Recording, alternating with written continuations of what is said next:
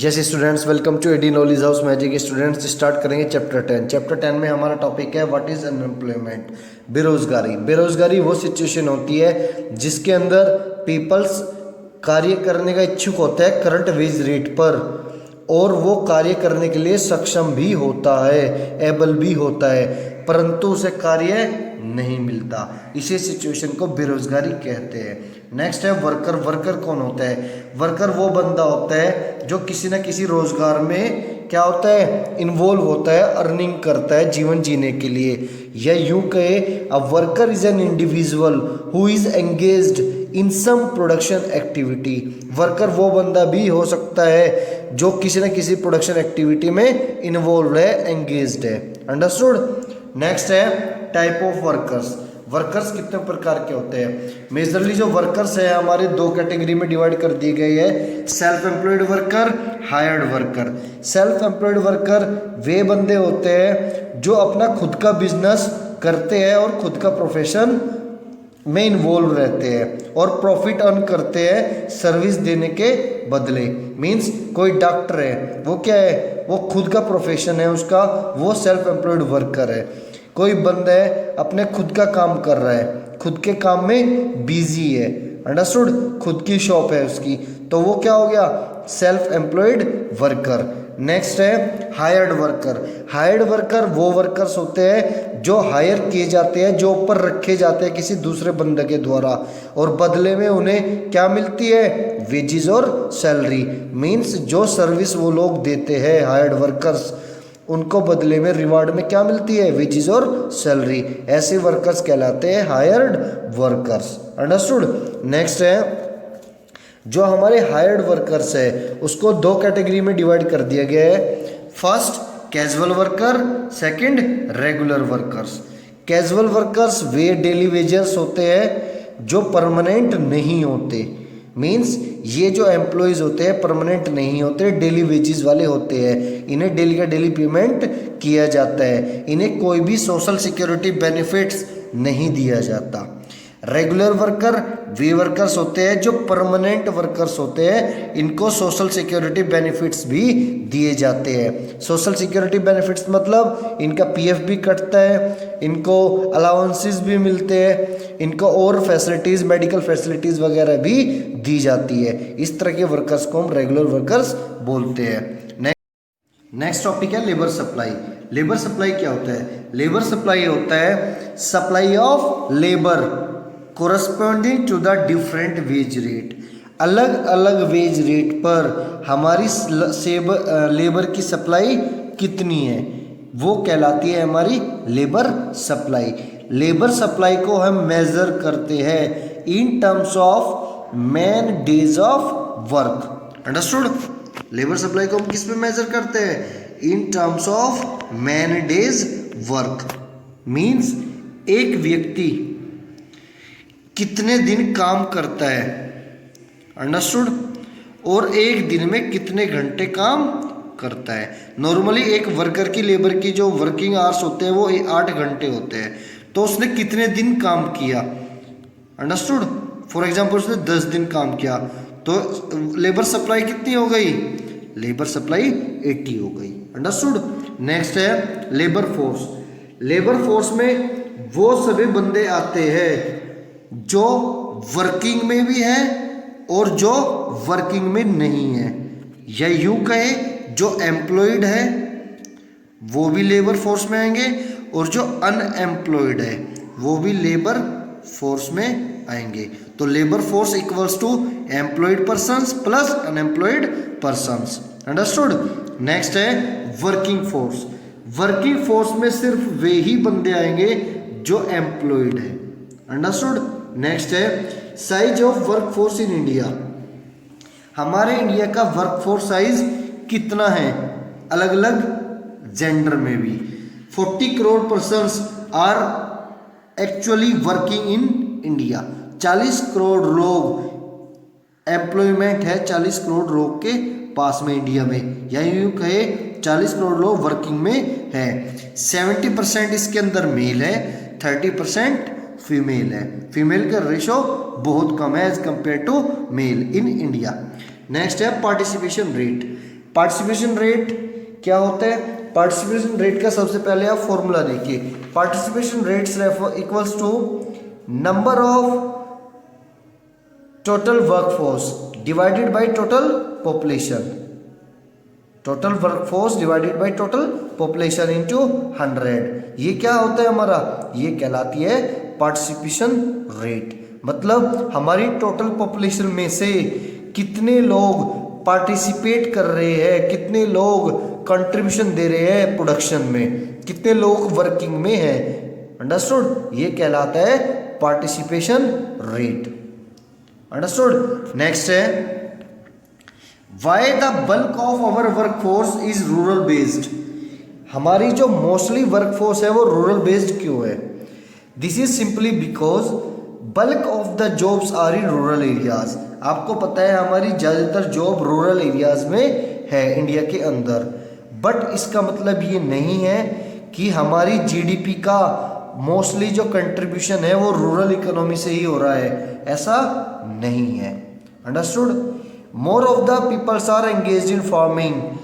हमारे गांव के क्षेत्रों में ज़्यादातर लोग फार्मिंग में इन्वॉल्व होते हैं और फार्मिंग से रिलेटेड एक्टिविटीज़ में इन्वॉल्व होते हैं, जिसके चलते जो नंबर ऑफ वर्किंग पीपल्स है वो रूरल और फार्मिंग में ज़्यादा है। अंडरस्टूड? बट जो हमारा फार्मिंग सेक्टर है उनका हमारी टोटल जीडीपी में कंट्रीब्यूशन कम है। जब जॉब ज़्यादा है वहाँ पर वर्कफोर्स ज़्यादा है, जो वर्किंग बंदे हैं वो एग्रीकल्चर और रूरल एरिया में ज़्यादा है, तो उनका जीडीपी में कंट्रीब्यूशन भी ज़्यादा होना चाहिए था, परंतु वो कंट्रीब्यूशन जीडीपी में ज़्यादा नहीं है। कारण लो प्रोडक्टिविटी। लो प्रोडक्टिविटी, हमारी जो गांव की लेबर है वो स्किल्ड नहीं है, वो एक्सेस में है, रिक्वायरमेंट से ज़्यादा है वहाँ पर, जिसके चलते प्रोडक्टिविटी क्या है? लो है रूरल एरियाज़ में। इसी वजह से उनकी अर्निंग भी लो है। अर्निंग लो होने से इंडिया में ग्रामीण क्षेत्रों में गरीबी भी है। अंडरस्टूड? पॉवर्टी भी है। नेक्स्ट है why is the percentage of female worker are low and still in urban areas. हमारे इंडिया के अंदर जो फीमेल वर्कर्स है उनका परसेंटेज लो क्यों है? मीन्स वो जॉब और एम्प्लॉयमेंट कम उनका क्यों है, उनका रेशो क्यों कम है? कारण पहला, female education is India still for crime. हमारी जो फीमेल एजुकेशन है इंडिया के अंदर वो आज भी संघर्ष कर रहा है, उनके पास में जॉब अपॉर्चुनिटीज़ कम है। कारण हमारी सभी महिलाएं शिक्षित नहीं है, ट्रेंड नहीं है, स्किल्ड नहीं है। हमारी मोस्टली फैमिलीज जो कार्य करती है, जो महिला कार्य करती है, ठीक है, उसको कार्य कराने के पीछे जो डिसीजन लिया जाता है वो फैमिली का लिया जाता है, ना कि उसका अपना खुद का। मीन्स अगर किसी वुमेन को जॉब करनी है तो ये डिसीजन उसकी फैमिली लेगी, वो खुद नहीं लेगी। Higher employment among women is rural areas is owing to wide spread rural poverty. ज़्यादातर जो महिलाएं हैं वो ही हमारी रूरल एरियाज में एम्प्लॉयड होती है। यही कारण है ग्रामीण क्षेत्र में गरीबी का होने का। क्यों? क्योंकि जो हमारी महिलाएं हैं वो क्या है? वो कम पढ़ी लिखी है, वो कम स्किल्ड है, वो कम ट्रेंड है, जिसके चलते उन्हें लो पेड किया जाता है, कम सैलरी वेजेस दी जाती है, वे लेस प्रोडक्टिव है, लेस प्रोडक्टिव जॉब में ज़्यादा इन्वॉल्व होती है, जिसके चलते उनकी फैमिली क्या कर जाती है? गरीबी रेखा में आ जाती है। नेक्स्ट है rate of participation in India. It refers to the participation of people in production activity and is measured ratio of total. ये मैंने आपको भी बताया था इसका फॉर्मूला पार्टिसिपेशन रेट का। मींस टोटल पॉपुलेशन में से कितने बंदे हमारे प्रोडक्शन एक्टिविटी में इन्वॉल्व है, पार्टिसिपेट कर रहे हैं, ये कहलाता है रेट ऑफ पार्टिसिपेशन। अब देखिए अर्बन एरियाज में 43.5% लोग पार्टिसिपेट कर रहे हैं प्रोडक्शन में 2015-16 के अनुसार। रूरल एरियाज में 53% पार्टिसिपेट कर रहे हैं। मींस हमारे रूरल एरियाज में पार्टिसिपेशन रेट ज़्यादा है as compare to urban areas. वहीं जो अर्बन एरियाज है rate of participation is 69% for women and 16% for women. Urban areas में जो पार्टिसिपेशन रेट है वो 69% है मेन का और 16.2% है वुमेन का। रूरल एरियाज में मेन का है 77% और वुमेन का है 26%। देखिए रूरल एरियाज में हमारा मेन का कंट्रीब्यूशन भी ज़्यादा है अर्बन से और वुमेन का कंट्रीब्यूशन भी ज़्यादा है अर्बन से। मीन्स हमारे रूरल एरियाज में मैन भी और वुमेन भी ज़्यादा पार्टिसिपेट करते हैं प्रोडक्शन एक्टिविटीज़ में। नेक्स्ट है overall rate of participation in India is about 50.3%। Overall जो पार्टिसिपेशन रेट है इंडिया के अंदर वो कितना है 50.3%। अंडरस्टूड। नेक्स्ट है देखिए अब हम बात करेंगे मेजरली जो हमारे सेक्टर होते हैं इकोनॉमी के अंदर वो 3 तरह के सेक्टर होते हैं, प्राइमरी सेक्टर, सेकेंडरी सेक्टर और टर्शियरी सेक्टर। अब हम देखें इन तीनों ही सेक्टर में हमारी जो पॉपुलेशन है इंडिया की वो कितनी इन्वॉल्व है, वो कैसे कहाँ कितने परसेंट में प्रोडक्शन अपना कंट्रीब्यूशन प्रोडक्शन में दे रही है। फर्स्ट है प्राइमरी सेक्टर। प्राइमरी सेक्टर के अंदर क्या आता है, प्राइमरी सेक्टर के अंदर एग्रीकल्चर, माइनिंग, क्वारिंग मीन्स जितने भी नेचुरल रिसोर्सेज से किया जाने वाला काम है वो सब किस में आता है, वो सब प्राइमरी सेक्टर में आता है।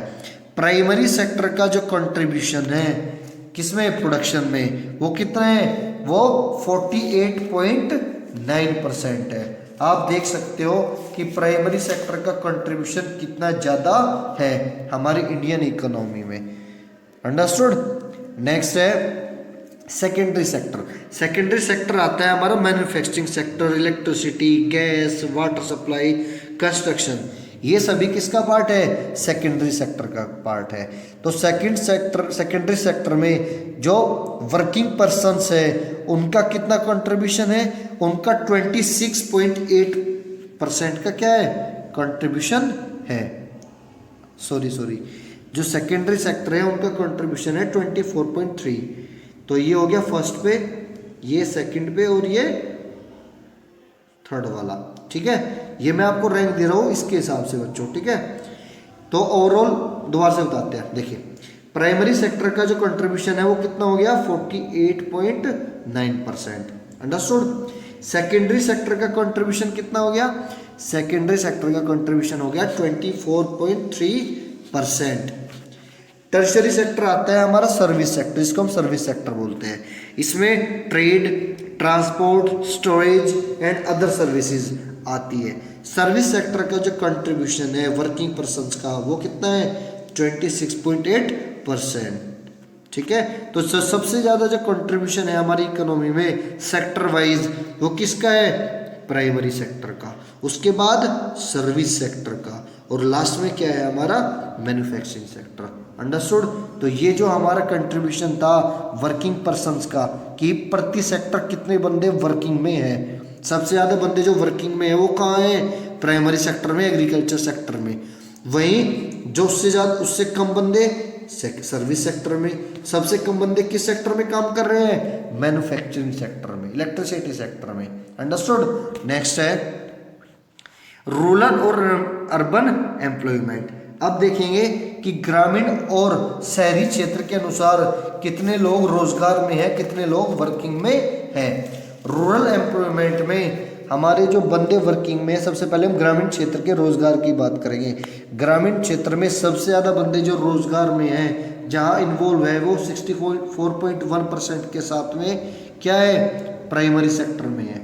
मीन्स ग्रामीण क्षेत्रों में प्राइमरी सेक्टर में सबसे ज़्यादा बंदे प्रोडक्शन एक्टिविटी में इन्वॉल्व है, नौकरी कर रहे हैं। उसके बाद जो हमारा मैन्युफैक्चरिंग सेक्टर है ग्रामीण क्षेत्र में, उसमें सबसे ज़्यादा बंदे इन्वॉल्व है 20.4% के साथ में।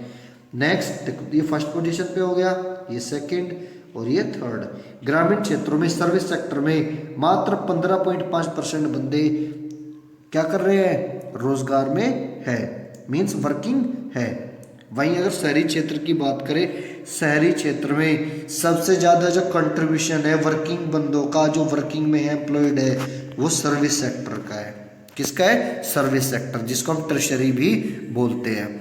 उसके बाद जो सबसे ज़्यादा कंट्रीब्यूशन है अर्बन एम्प्लॉयमेंट में, वो किसका है, वो सेकेंडरी सेक्टर का है।